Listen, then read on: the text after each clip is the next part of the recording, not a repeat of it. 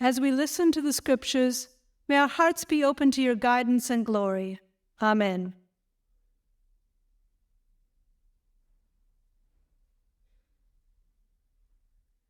When I was a child growing up in America, at the end of each November, we celebrated Thanksgiving.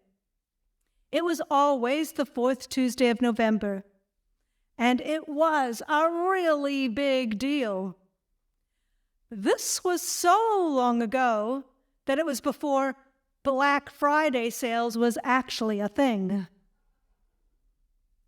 The tradition behind the holiday, as we understood it, was the story of the first Thanksgiving, was the pilgrims gathered and shared their food, gave thanks for the abundance of food and blessings that they had received. It was a time of gratitude and reflection. As I remember the festival as a child, we didn't have any church service. It was a time for family, and family crossed the vast America to be with each other at this time, to gather and to give thanks. When I had my own children in New Zealand, we often gathered with other American friends and families at the time of Thanksgiving to share our reflections of gratitude and blessings that we had received throughout the year. We would take a large cup. In fact, this was one of the cups. And holding on to it, with time to pause and say aloud what we were giving thanks for, and then we would pass the cup. We'd take a sip and pass the cup.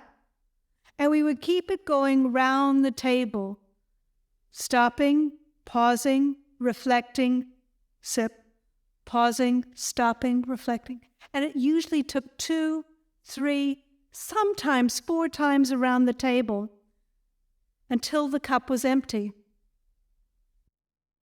I remember how in each round the thoughts of our gratitude would go deeper.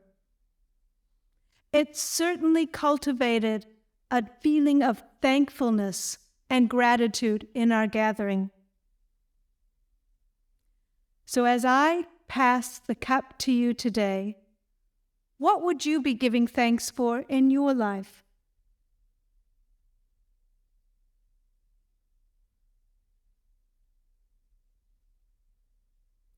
Pass it to the next person, to the next person, to the next person, and eventually it comes around to you again. This time, what are you giving thanks for?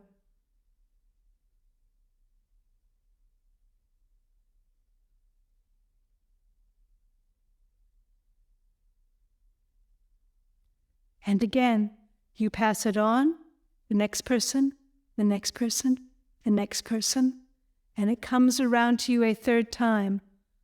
This time, what is in your heart that you are truly giving thanks for?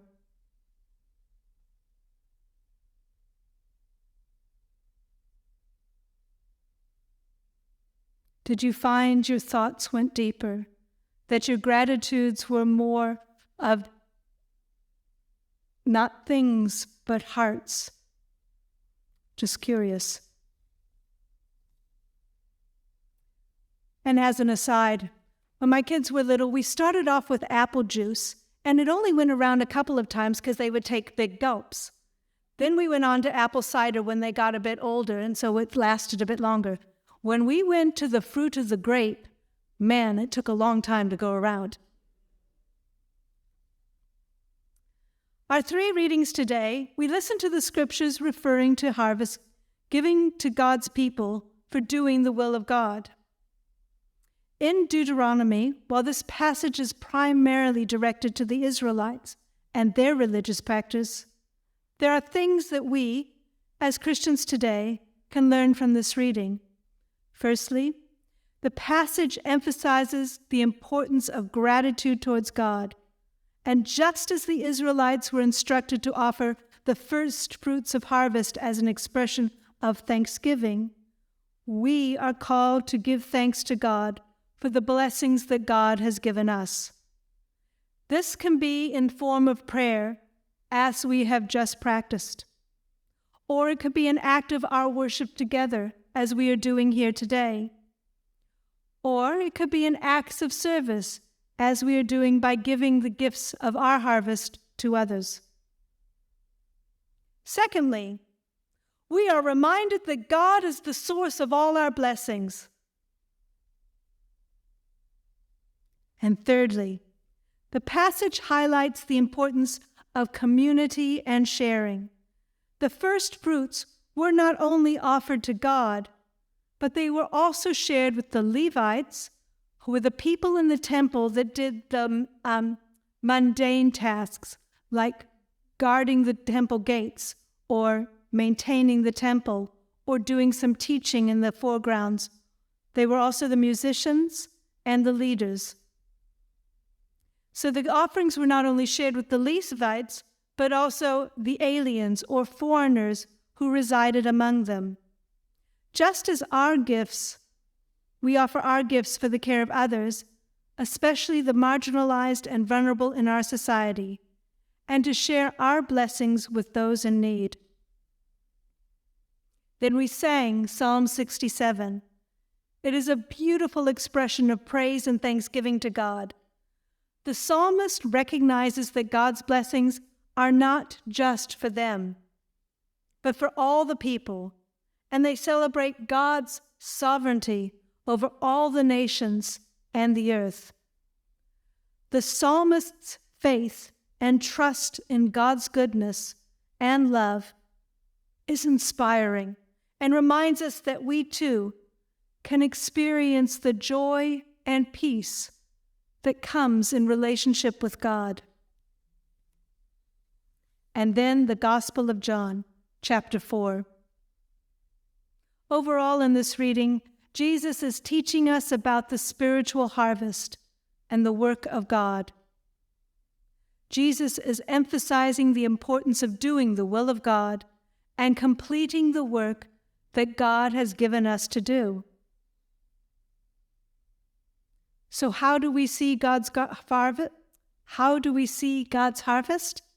We see the harvest of God's good gifts when we share in the journey of people coming to new faith in God.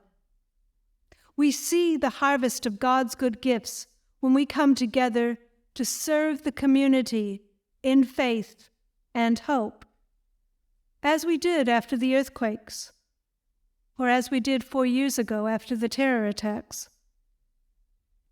Each seed of faithful testimony and action we plant, of sharing our faith with others, helps grow the harvest of God. The harvest is ready, and we give thanks for all that God has provided. May we find comfort, hope, and guidance in our worship today to go out and work for God in the world during the week. Amen.